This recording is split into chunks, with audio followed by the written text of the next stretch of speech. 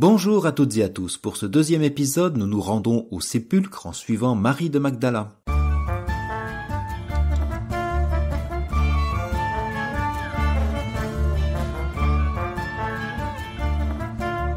Avant d'entreprendre notre récit, j'aimerais faire un point sur ce personnage de Marie de Magdala. Quel que soit l'évangile, nous la retrouvons au tombeau vide. Pauvre Marie de Magdala, il en a été dit beaucoup à son sujet.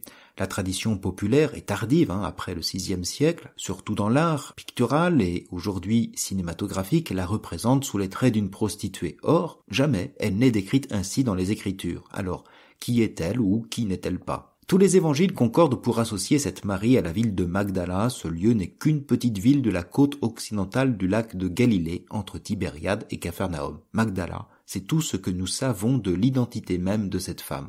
La tradition a souvent identifié cette Marie-Madeleine à la pécheresse présente chez le pharisien Simon dans l'évangile de Luc. Il raconte ainsi qu'une femme pécheresse aux nombreux péchés vient aux pieds de Jésus. Mais nous ne pouvons et nous ne devons pas réduire le péché de cette femme ici anonyme à la seule prostitution ou la luxure. On pourrait tout aussi bien évoquer l'impiété, l'idolâtrie, le vol, le parjure, le mensonge, etc.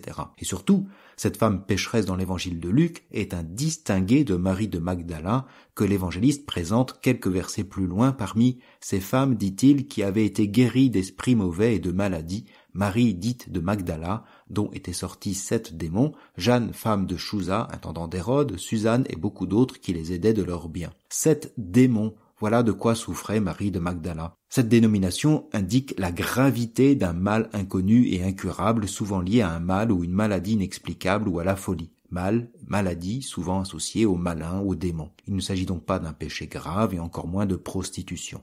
D'ailleurs, on retrouve ainsi le terme de démon à propos de Jean le Baptiste que certains accusent, ne mangeant pas de pain, ne buvant pas de vin, et vous dites « il a un démon ». Le démoniaque du pays des Géraséniens est également possédé d'une légion de démons. L'enfant malade, qu'on dirait aujourd'hui épileptique, pour lequel un esprit s'empare de lui, il crie, se fait se convulser et écumer, lisons-nous au chapitre 9 de Saint Luc. Jésus lui-même est accusé d'ailleurs d'être possédé du chef des démons. Il chassait, dit l'évangile de Luc au chapitre 11, il chassait un démon muet. Or, une fois le démon sorti, le muet se mit à parler et les foules s'émerveillèrent. Mais quelques-uns d'entre eux dirent, c'est par Belzéboul, le chef des démons, qu'il chasse les démons. Bref, Marie-Madeleine est celle qui a été guérie par Jésus. Matthieu et Marc, avec Luc, indiquent qu'elle fait partie de ces femmes qui l'ont suivi, qui ont suivi le Christ depuis la Galilée pour le servir. L'ensemble des évangiles, en tout cas, témoigne aussi de sa présence lors de la crucifixion et de l'ensevelissement. Bref, elle est avant tout une disciple de Jésus. Et revenons maintenant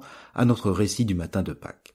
Le premier jour de la semaine, Marie-Madeleine se rend au tombeau de grand matin. C'était encore les ténèbres. Elle s'aperçoit que la pierre a été enlevée du tombeau. Elle court donc trouver Simon-Pierre et l'autre disciple, celui que Jésus aimait, et elle leur dit « On a enlevé le Seigneur de son tombeau et nous ne savons pas où on l'a déposé. » Pierre partit donc avec l'autre disciple pour se rendre au tombeau. Ils couraient tous les deux ensemble, mais l'autre disciple courut plus vite que Pierre et arriva le premier au tombeau. En se penchant, il s'aperçoit que les linges sont posés à plat. Cependant, il n'entre pas. Simon-Pierre, qui le suivait, arrive à son tour. Il entre dans le tombeau, il aperçoit les linges posés à plat, ainsi que le suaire qui avait entouré la tête de Jésus, non pas posé avec les linges, mais roulé à part, à sa place. C'est alors qu'entra l'autre disciple, lui qui était arrivé le premier au tombeau. Il vit et il crut. Jusque-là, en effet, les disciples n'avaient pas compris que, selon l'Écriture, il fallait que Jésus ressuscite d'entre les morts. Ensuite, les disciples s'en retournèrent chez eux. Comme nous l'entendons, la découverte du tombeau vide se fait en 2 grandes étapes. La venue de Marie de Magdala, suivie de celle de 2 disciples, dont Pierre, 3 personnages dont les réactions sont diverses et différentes. En réalité, la découverte du tombeau vide fait courir tout le monde. Marie de Magdala pour avertir les disciples et ses 2 disciples pour se rendre au tombeau. La course prend même des allures de compétition entre ces derniers.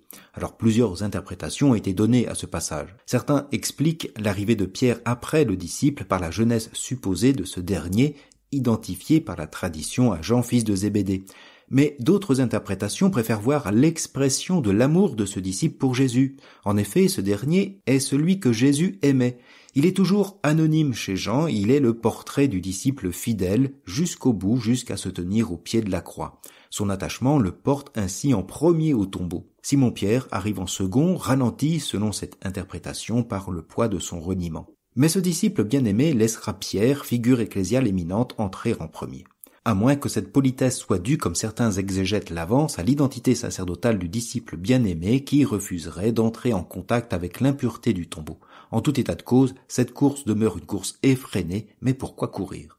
En fait, dans la Bible, on court généralement pour annoncer la bonne nouvelle d'une victoire ou l'arrivée d'un personnage important, ou bien pour aller à la rencontre de quelqu'un attendu et aimé. Mais ici, la nouvelle n'est apparemment pas bonne et le personnage important a disparu de son tombeau. Nous sommes ici dans une course qui indique l'affolement et l'incompréhension. Nous ne savons pas où on l'a déposé, déclare Marie de Magdala.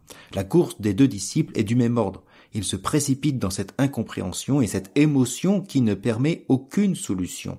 Cette incompréhension teintée d'émotivité était d'ailleurs suggérée par ces ténèbres du début de l'évangile. Marie de Magdala se rend au tombeau de grand matin, c'était encore les ténèbres.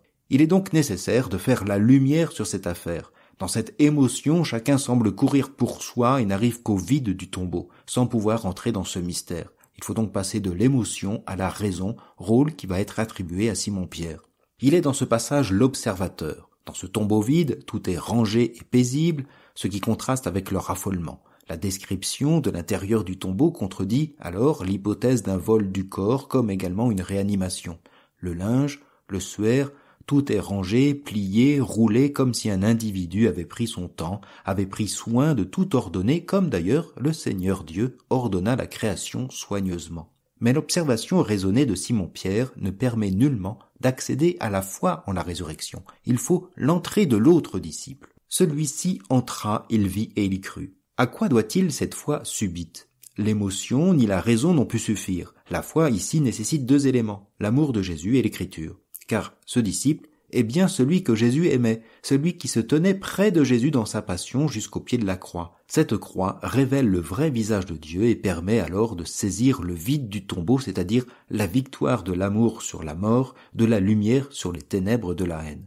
À la lumière de la croix, le tombeau se remplit de sens et de toute l'écriture. Jusque-là, en effet, les disciples n'avaient pas compris que, selon les Écritures, il fallait que Jésus ressuscite d'entre les morts. La résurrection accomplit le dessein même de Dieu selon les Écritures. Il ne s'agit plus d'un événement isolé et énigmatique, mais d'une révélation divine.